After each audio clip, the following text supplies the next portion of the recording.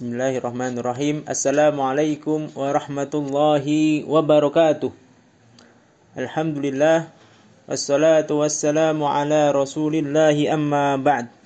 Anak-anak sekalian, santri pesantren Isam Al-Irsyad kelas 7 Mutawassithah yang kami cintai dan yang kami banggakan. Pertama-tama marilah kita panjatkan puji syukur kita kehadirat Allah Subhanahu wa taala atas segala nikmat yang telah diberikan kepada kita semuanya, sehingga kita bisa berjumpa kembali, bisa melanjutkan pembelajaran kita, yaitu pembelajaran kepengasuhan pada malam hari ini tanpa ada halangan apapun. Sholawat serta salam semoga tercurah kepada junjungan Nabi besar Muhammad sallallahu alaihi wasallam. Anak-anak sekalian,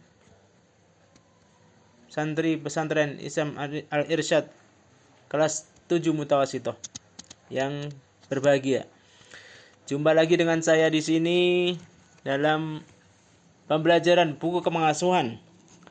Dalam pembelajaran buku pengasuhan, yaitu tentang membangun karakter muslim pada pertemuan ke-19 atau pertemuan ketiga di semester ini. Baik, antum bisa membuka buku kalian di halaman 41. Pada kesempatan kali ini kita akan membahas tentang pantang berbuat curang dan mencontek. Standar kompetensinya adalah kita membangun karakter jujur. Di sini kompetensi dasarnya adalah mendeskripsikan pantang berbuat curang dan mencontek. Baik, nah sekalian, dalam kehidupan sehari-hari kita tentunya banyak terjadi kecurangan, banyak terjadi tindakan curang. Apa itu curang? Curang di sini adalah menipu, mengakali, dan ini termasuk perbuatan tidak jujur. Kita tidak usah terlalu jauh membahas kecurangan penguasa, membahas kecurangan pejabat, membahas kecurangan para pedagang dalam mengurangi timbangan. Tidak, kita membahas apa yang ada di sekitar kita, apa yang ada di lingkungan kita. Apa itu? Nah, di sini kita akan membahas tentang curang dalam mencontek. Ya, mencontek di sini sesuatu hal yang mungkin di sebagian orang di luar sana hal yang biasa. Orang sekolah ketika ujian, ketika ada ulangan, mereka mencontek. Namun ternyata mencontek tersebut adalah salah satu kecurangan. Kenapa? Karena dengan adanya mencontek itu, satu, kita sudah membohongi baik diri kita sendiri, guru kita atau ustadz kita, orang tua kita, bahkan kita telah berbohong kepada Allah Subhanahu wa taala. Yang kedua, dengan mencontek berarti kita telah menipu diri sendiri, menipu ustadz kita. Karena apa? Karena nilai dari hasil ulangan tersebut bukan hasil kerja kita, bukan murni usaha kita, tapi apa? Mencontek ataupun membuka hasil karya orang lain. Nah, itu adalah suatu tindak kecurangan. Allah Subhanahu wa taala telah berfirman dalam surat Al-Mutaffifin ayat 1 sampai 6. A'udzu billahi minasyaitonir rajim. Bismillahirrahmanirrahim. Wailul lil mutaffifin alladzina idza iktalu 'alan nasi yastawfun wa idza kaluhum aw wazanuhum yukhsirun ala yadhunnu ulaika annahum mab'utsun liyaumin 'adzim yauma yaqumun nasu lirabbil alamin.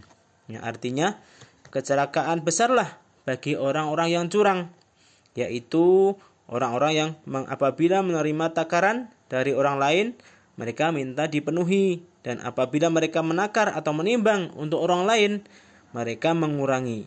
Tidakkah orang-orang itu yakin bahwa sesungguhnya mereka akan dibangkitkan pada suatu hari yang besar, yaitu hari ketika manusia berdiri menghadap Rabb semesta alam.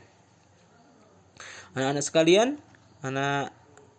sekalian, santri pesantren Al-Irsyad kelas 7 Mutawasithah yang berbahagia. Syekh Abdul Aziz bin Abdullah bin Baz rahimahullah pernah ditanya, apa hukumnya berbuat curang atau mencontek ketika ujian? Saya melihat banyak orang yang melakukan kecurangan itu, lalu saya menasihati mereka, tapi mereka menjawab, oh, mencontek tidak apa-apa. Namun di sini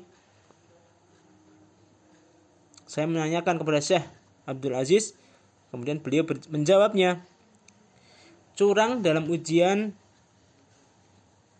ibadah atau muamalah hukumnya haram. Berdasarkan sabda Nabi SAW, barang siapa yang mencurangi kami, maka bukan dari golongan kami. Hadis riwayat Muslim. Di samping itu, hal tersebut juga akan menimbulkan banyak mudarat, baik di dunia maupun di akhirat. Maka dengan hari itu, anak-anak sekalian, hindarilah perbuatan curang di dalam ujian, yaitu mencontek, ya. Karena mencontek selain membohongi diri sendiri, membohongi orang tua, membohongi guru, juga kita tidak tahu sebenarnya kemampuan kita. Itu tidak akan terlihat kemampuan kita seperti apa, karena hasil ujian kita itu tidak murni. Oleh karena itu, gimana caranya kita untuk terhindar dari mencontek? Yang pertama adalah kita takut kepada Allah bahwa mencontek adalah perbuatan yang diharamkan. Yang kedua adalah kita persiapkan sebaik-baik mungkin sebelum ujian. Kita belajar semaksimal mungkin sebelum ujian. Sehingga dengan kita persiapan yang matang, insya Allah kita siap menghadapi ujian tersebut tanpa harus mencontek. Kemudian yang selanjutnya adalah kita banyak beribadah. Kita banyak berlindung kepada Allah agar terhindar dari bahaya mencontek tersebut. Mungkin itu yang dapat saya sampaikan pada kesempatan kali ini. Sebagai tugas untuk pembelajaran ini, saya hanya akan memberikan tugas tentang kejujuran antum. Ceritakan apakah antum pernah mencontek? Kalau mencontek, pada pelajaran apa? Antum ceritakan dengan jujur. Apakah antum pernah mencontek? Kalau pernah, tunjukkan kapan dan apa yang disontek.